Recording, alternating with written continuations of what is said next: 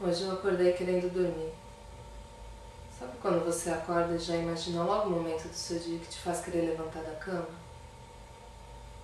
Uma reunião importante, um aniversário de um amigo, ou até mesmo um livro que você está lendo e está louco para saber o final?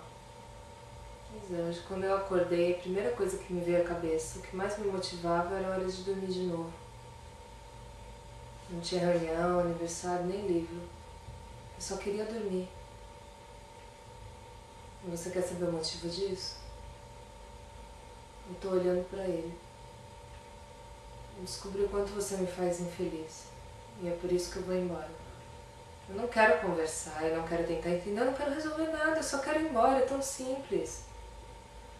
Desculpa se eu tô parecendo meio egoísta, mas às vezes a gente tem que acreditar mais na gente. E eu acredito que eu vou ser mais feliz a partir do momento que eu sair dessa casa. Eu não posso dar uma sobrevida para o nosso relacionamento. Fazendo isso, eu só vou estar adiando o seu sofrimento e a minha felicidade. Todo relacionamento é um sonho, não é? Mas também morre. Assim como morrem todos os sonhos quando a gente acorda.